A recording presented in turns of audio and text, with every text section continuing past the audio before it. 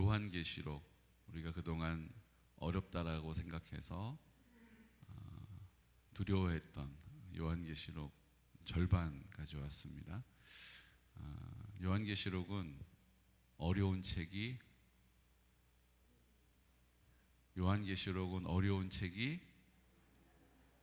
요한계시록은 두려워할 책이 그럼 뭐예요? 몰라요? 요한계시록은 쉬운 책이에요. 왜 쉽냐 하면요, 지금까지 구약에서 쭉 우리에게 보여주셨던 미래에 일어날 일들을 총 정리해 주시는 말씀이에요. 그래서 이 말씀을 읽을 때 우리는 이게 좀 생소하고 이게 뭐지 싶어서 자신이 없잖아요.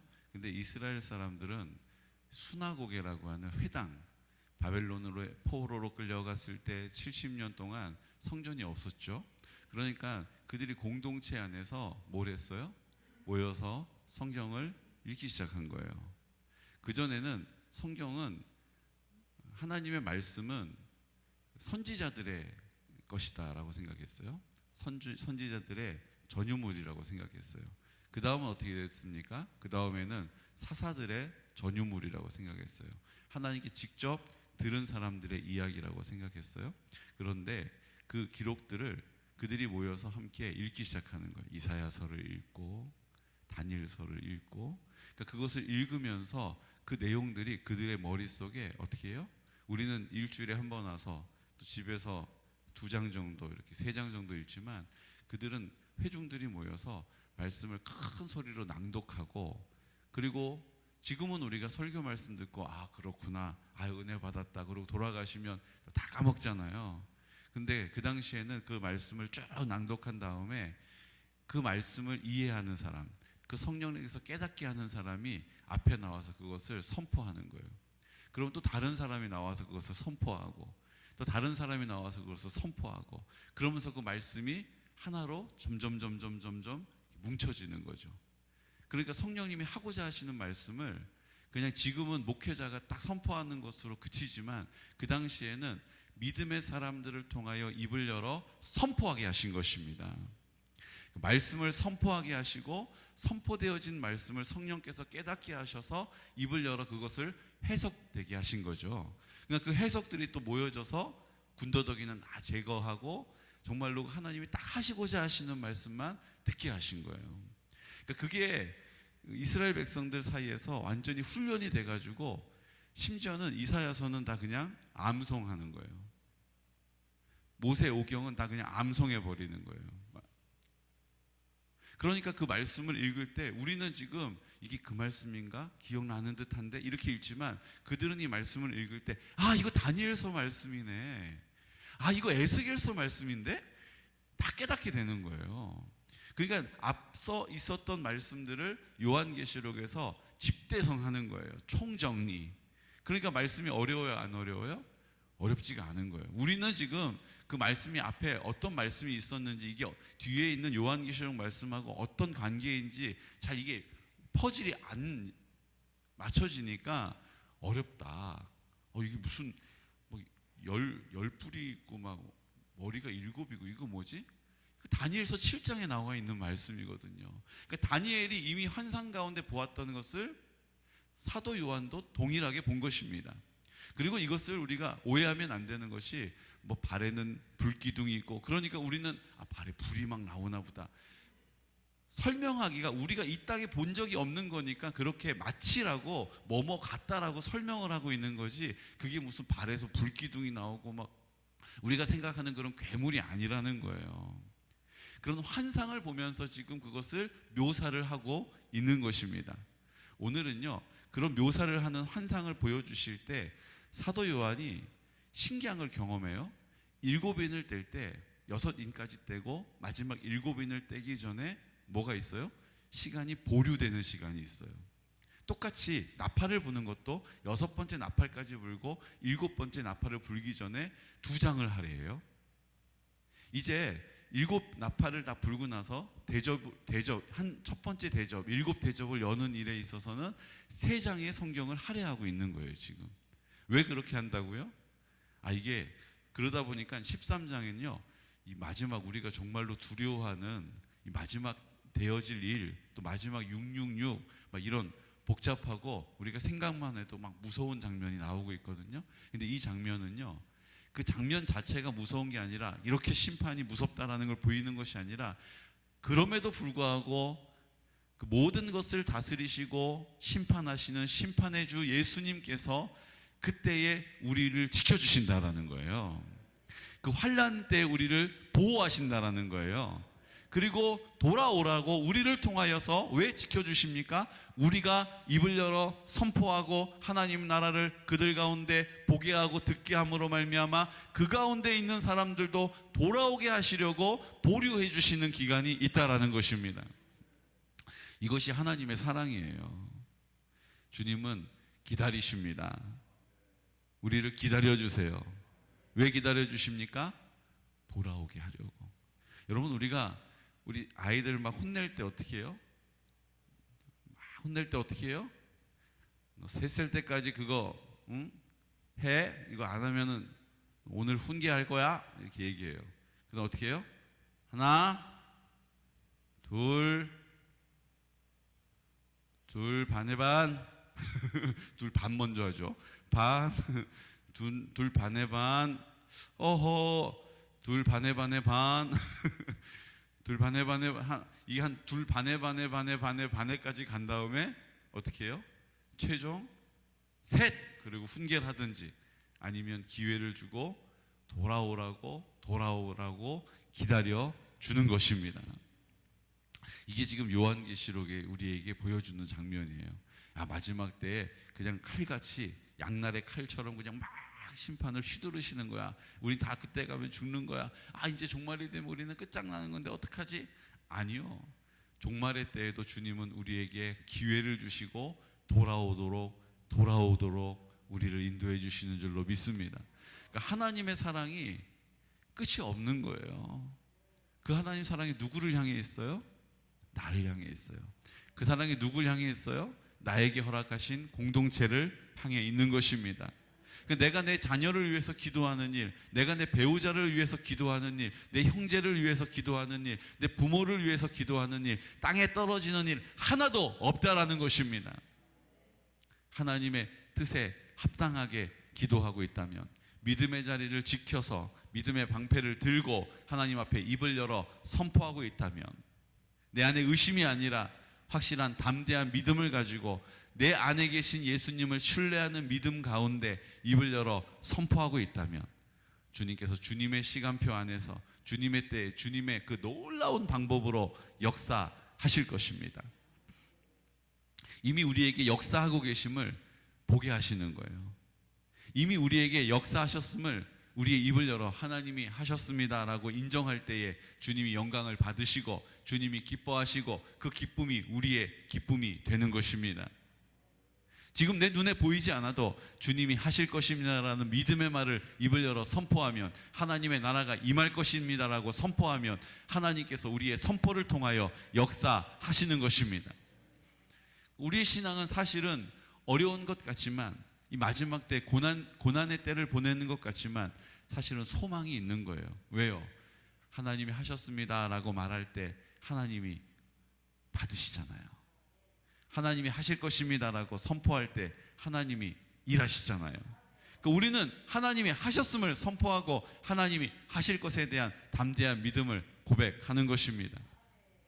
이게 우리가 마지막 때 이 땅을 살아가는, 하나님의 나라를 선포하고 소망하고 기대하고 하나님이 하시는 일을 보고, 하나님이 하셨다. 하나님 이것 봐, 하나님이 하셨다. 이것도 하나님이 하실 거다. 지난번에 이거 봤지? 이번에도 이렇게 하실 건데 하나님이 하시면 능치 못함이 없다 라고 선포하는 그 자리에서 성령님께서 반드시 역사하실 것입니다. 근데 우리의 생각은 어때요? 우리의 생각은 자꾸 안 될 것 같아요. 그 안 될 것 같은 마음의 근원은 어디에 있습니까? 두려움이에요. 두려움. 내가 이렇게까지 했는데 만약에 열매가 없다면? 두려운 마음이 있는 거예요.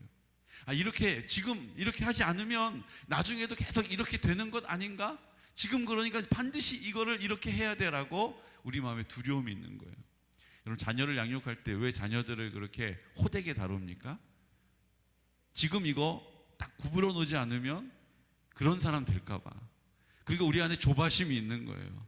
우리 안에 하나님께 이 자녀를 맡긴 것이 아니라 지금 내가 고쳐놔야 된다라고 하는 생각이 있고, 그게 만약에 잘 되지 않으면 그 아이가 그렇게 될 것 같은 두려운 마음이 있는 거예요. 여러분, 주님께 온전히 드리시기를 축복합니다. 힘을 빼야 돼요. 내 견고한 생각, 완고한 생각의 진들을 깨뜨려야 돼요. 주님이 하시면 된다라고 하는 믿음의 선포가 필요한 자리입니다. 그리고 여기까지 주님이 인도해 오셨다라는 사실을 믿는 믿음의 선포를 통하여 어둠의 영들을 몰아내야 되는 거예요. 여러분, 우리가 그것을 하나하나 뽑아내는 게 아니에요. 주님이 빛 가운데 거하시면 어둠의 영은 떠나가는 것입니다. 어떤 모양으로 있든지 간에 관계없이 사라져 버리는 것입니다. 우리가 하는 게 아니에요. 우리의 생각에 있는 게 아니에요. 우리의 느낌에 있지 않아요. 우리의 감정에 있지 않아요. 우리의 경험에 근거하지 않습니다. 주님이 하시면 그렇게 되는 거예요. 오늘 그 사실을 우리에게 말씀하시고 있고요. 그리고 요한계시록에 그 일을 방해하는 일들을 우리에게 어떤 방해가 있는지를 설명해 주고 계십니다. 우리 13장 1절 말씀. 내가 보니 바다에서 한 짐승이 나오는데 뿔이 10이요 머리가 7이라. 그 뿔에는 10 왕관이 있고 그 머리들에는 신성 모독하는 이름들이 있더라. 내가 본 짐승은 표범과 비슷하고 그 발은 곰의 발 같고 그 입은 사자의 입 같은데 용이 자기의 능력과 보좌와 큰 권세를 그에게 주었더라. 아멘. 붉은 용이 마귀죠. 마귀가 두 짐승을 세운다는 뜻이에요. 한 짐승은 바다에서 나오고요. 11절에 보면 내가 또 보니 또 다른 짐승이 땅에서 올라오니, 두 번째 짐승은 땅에서 올라오는 짐승이에요. 그 첫 번째 바다에서 나오는 짐승은 뿔이 10이고 머리가 7이고 그 뿔에는 10 왕관이 있고, 이게 무슨 얘기예요? 왕관은 왕이 쓰는 거잖아요. 그러니까 여기 나오는 왕관은 원어가 다르다고 설명해 드렸어요. 왕관이 아니라 이건 뭐라고요? 월계관이라는 뜻이라고 했어요.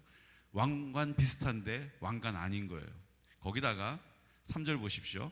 그의 머리 하나가 상하여 죽게 된 것 같더니 그 죽게 되었던 상처가 나음에 온 땅이 놀랍게 여겨 짐승을 따르고. 이 짐승이 어떤 일을 한다고요? 머리 하나가 상하여 죽게 된 것 같더니, 죽게 된 것 같더니예요. 상처가 나음에. 여러분, 이게 지금 예수님을 짝퉁, 예수님을 모방하고 있는 거예요. 죽게 된 것 같더니, 예수님은 죽으셨어요.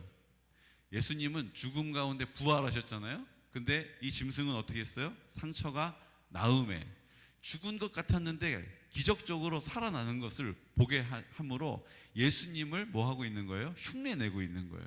이 마지막 때 되어지는 일들은요, 다 예수님의 권능을 흉내내고 예수님의 은혜를 흉내내고 예수님의 사랑을 흉내내는 거예요. 여러분, 왜 이단에 빠졌다가 못 돌아옵니까? 이단에 들어가면요, 영적으로도 미혹되지만요, 얼마나 살피고 사랑해 주는지 모른대요. 그러니까 그 사랑을 받고 감격해가지고 나 이제 그만 안 할래요 라는 말이 여기까지 나와도 입에서 안 나온다는 거예요. 왜요? 내가 이렇게 사랑했는데 이렇게 나 돌아서 버리면 사람도 아니지. 얼마나 그 사랑을 흉내내는지 몰라요. 자기가 천국 가려고 14만 4천 명에 들어가려고 막 부단히 잘해주는 거예요. 우리가 그냥 뭐 맛있는 거 있으면 전부 쳐다가 주고 뭐 있으면 선물 하나 주는 이런 수준이 아니에요. 완전히 마음이 그냥 막 녹아내리도록 감동하도록 막 사랑해 주는 거예요. 이유가 뭐예요? 사실은 자기 사랑이에요. 내가 14만 4천 명 들어가야 되니까. 그러니까 돈도 아끼지 않고 시간도 아끼지 않고 거기다 온통 쏟아붓는 것입니다. 여러분, 거짓 사랑이에요. 주님이 그 마음 가운데 우러나오는 사랑이 아니라, 주님의 인도함을 따라 행하는 사랑이 아니라 자기 사랑을 채우는 행위라는 것이죠. 마지막 때 이런 일들이 거짓으로 예수님을 흉내내는 한 짐승이 있습니다. 이것은 세상을 지배하는 권력이에요. 세상을 다스리는 권력입니다. 하나님이 다스리시지만 이 땅을 다스리는, 당시에 보면 페르시아가 있죠. 그 위로 가면 바벨론이 있죠. 그 다음 헬라가 있죠. 그 다음 로마가 있죠. 이 땅을 다스리는 것 같아요. 어마어마한 궁전을 지어요. 어마어마한 군사력을 갖고 있어요. 거기에 우리가 완전히 눌리는 거예요. 여러분, 주님의 그 모든 권위 위에 있음을 믿으시기 바랍니다. 주님이 그 모든 권세 위에 계시다라는 거예요. 마지막 때 우리가 보면서, 우리가 들으면서, 우리가 느껴지는 것 가운데, 야, 저거 참, 나는 저 가까이도 못 하는데 나는 저런 거 한번 나도 저기 한번 가봤으면 좋겠다. 나도 저거 한번 먹어봤으면 좋겠다. 나도 저런 데 한번 살아봤으면 좋겠다. 나도 저거 한번 타봤으면 좋겠다. 온통 우리의 그런 생각들이 우리의 마음을 주님께로 향하지 못하게 막아선다라는 거예요. 이게 첫 번째 짐승이 우리에게 있는 것입니다. 두 번째 짐승은 뭡니까? 땅에서 올라오는데요. 이 두 번째 짐승은 그가 먼저 나온 짐승의 모든 권세를 그 앞에서 행하고 땅과 땅에 사는 자들 처음 짐승에 경배하게 하니 곧 죽게 되었던 상처가 나은 자니라. 이 짐승은요, 거짓 종교 세력을 의미하는 거예요. 여러분 WCC를 보십시오. 세계 종교 통합. 모든 종교는 하나로 그 끝이 똑같다. 그러니까 이슬람에서 믿는 그 절대자나 우리가 믿는 하나님이나 그 부처에서 깨달아서 얻게 되는 열반에 이르게 되는 것이 다 천국 가는 거고 다 똑같은 거다. 열심히 믿지 못하는 게 문제다. 이게 WCC의 정신이에요. 세계 종교를 통합하는 거예요. 여러분 그들이 지금 얼마나 많은 자원을 가지고 얼마나 많은 권력을 가지고 막 휘두르는지 몰라요. 여러분 이 마지막 때에 세계 종교 세력들, 하나님 거짓 종교 세력들이 막 일어나요. 그뿐만 아닙니다. 저는 이것을 볼 때 이 뒤에 따라 나오는 666 이게 있죠. 이게 이제 바코드란 얘기도 있고 베리칩이란 얘기도 있어요. 베리칩 몸에 심으면 이것을 가지고 결제도 하고 자기를 인증하는 일들을 한다라고 이야기해요. 이것일 수도 있어요. 근데 여러분 이 쭉 전체 문맥을 보면 어떤 내용이 있는 것입니까? 거짓 하나님의 예수님의 흉내를 내는 것들, 예수님처럼 보이는 모방하는 것들, 짝퉁들이 쭉 소개되어 있고 마지막 짐승의 수 666이 소개되고 있어요. 그게 무슨 뜻입니까? 예수님을 흉내내는, 예수님을 모방하고 예수님처럼 행세하는 것입니다. 우리가 예수님이 내 마음 가운데 계신데 내가 주인으로 사는 것, 우리가 666인 거예요. 그 666이라는 뜻의 숫자의 의미는 6이라는 것은 게마트리아라고 해서 숫자를 통해서 이게 그 숫자가 의미하는 바를 알파벳으로 계산하는 거예요. 그래서 666을 계산하면 네로 황제의 이름이 되는 거예요. 그러니까 그 당시에 그 권력을 가지고 있고 그 거짓을 얘기하고 그 로마 황제를 섬겨야 되는 일들을 볼 때 그 로마 황제가 666이 숫자라는 것이죠. 근데 이것을 조금 더 확장해서 보면 하나님의 수는 7입니다. 7이 완전수예요. 근데 늘 이들의 흉내는, 이들의 모방은, 이들의 짝퉁은 그 하나님에 미치지를 못해요. 그럴듯하지만, 그런 것처럼 보이지만 그것엔 참 평안이 없어요. 참 기쁨이 없어요. 참 능력이 없어요. 그러니까 그 7에 미치지 못하는 6이라는 숫자가 6번, 3번 반복되는 것입니다. 6과 6과 6인 것이죠. 하나님의 영광을 흉내내지만 그 하나님의 영광일 수가 없는 거예요. 하나님의 능력을 흉내내지만 하나님의 능력일 수가 없는 거예요. 이 땅에 우리도 하나님의 자리에 보좌에 올라서서 우리가 우리의 삶을 주인처럼 주장하고 우리가 우리의 삶을 주인처럼 다스리려고 할 때가 얼마나 많이 있습니까? 내가 내 생각에 판단하여서 살아갑니다. 내가 내 삶을 내 뜻대로 살아가요. 내가 결정하고 내가 그것을 책임지려고. 이런 우리의 인생이 바로 666과 다를 바가 없다라는 것입니다. 하나님의 영광을 가로채려고 해요. 하나님의 기쁨을 내가 찾으려고 해요. 하나님의 뜻을 쫓아 살지 아니하고 내 뜻을 마치 하나님의 뜻인 것처럼 따라 살아요. 사랑하는 성도 여러분, 그런 인생을 사는 사람들 가운데 14장에 오게 되면 앞서서 보았던 14만 4천 명의 거룩한 인침을 받은 사람들을 소개합니다. 이들은 그 싸움에서 이긴다라는 거예요. 이들은 그 싸움 가운데 예수님의 함께 하시는, 예수님의 나와 함께 하시는 그 구원의 능력을 믿는 믿음을 붙잡고 그 믿음의 싸움을 싸운다라는 것입니다. 거짓 종교 세력들, 우리가 하나님 앞에 드려지지 못하는 권력자들, 그 모든 일들 가운데 믿음을 굳게 지킨다라는 것이죠. 그래서 12절에는 그들을 이렇게 소개합니다. 성도들의 인내가 여기 있나니 그들은 하나님의 계명과 예수에 대한 믿음을 지키는 자니라. 또 내가 들으니 하늘에서 음성이 나서 이르되 기록하라. 지금 이후로는 주 안에서 죽는 자들은 복이 있도다 하시매 성령이 이르시되 그러하다. 그들이 수고를 그치고 쉬리니 이는 그들의 행한 일이 따름이라 하시더라. 아멘. 이 땅 가운데 우리가 구별되어지고 주님이 내 마음 가운데 계심을 이 땅 가운데 선포하고 그 선포하는 자리 가운데 성령이 역사하심으로 이 마지막 때를 환난 가운데 지켜주시고 고난 가운데 보호하시고 믿지 아니하는 자들이 내가 살아가는 그 삶의 자리 가운데 돌아오는 역사를 보게 하실 것입니다. 이 땅에 하나님의 나라가 임한다는 의미예요. 이 땅에 하나님의 나라가 임할 때, 이 마지막 예수님이 이 땅에 오셔서 심판하실 때에 그럼에도 불구하고 기다려주시고 그럼에도 불구하고 기다려주시고 그리고 마지막 백보자 심판을 통하여 우리를 영원한 하나님의 나라로 그 백성으로 구별하실 줄로 믿습니다. 여러분 14만 4천 명은 그 14만 4천 명까지가 아니라고 말씀드렸어요. 14만 4천 1명은 구원받지 못한다는 의미가 아니에요. 14만 4천은 그 이스라엘 백성들에게 계산할 수 있는 가장 큰 수, 구약의 12지파의 12 곱하기 신약의 12사도의 12 곱하기 이스라엘 백성들에게 가장 많은 수를 의미하는 1000, 그래서 14만 4천 명인 것입니다. 이 안에 우리가 구별되어짐으로 들어가게 되고 우리가 영원한 하나님의 백성으로 이 땅을 살다가 주님의 품에 안겨 또 영원한 하나님의 나라를 살게 될 것입니다. 이 사실을 우리가 기대하고 소망하면서 주님을 흉내내지 말고 주님을 모방하지 말고 거의 그리스도인처럼 살지 않고 모양만 그리스도인처럼 살지 않고 정말로 주님이 내 마음 가운데 계셔서 그 승리를, 그 평안을, 그 기쁨을, 그 감사를 풍성함으로 고백하는 우리 귀하고 복된 성도들 되시기를 예수 그리스도 이름으로 축복합니다. 이 시간 나같이 기도드릴 때 주님, 우리가 마지막 때가 어떻게 되어질지 사실은 알 수 없습니다. 하지만 한 가지 분명히 알 수 있는 것이 있습니다. 주님, 이 마지막 때에 권한을 가지고 권력을 가지고 주님을 흉내내는 자들이 있습니다.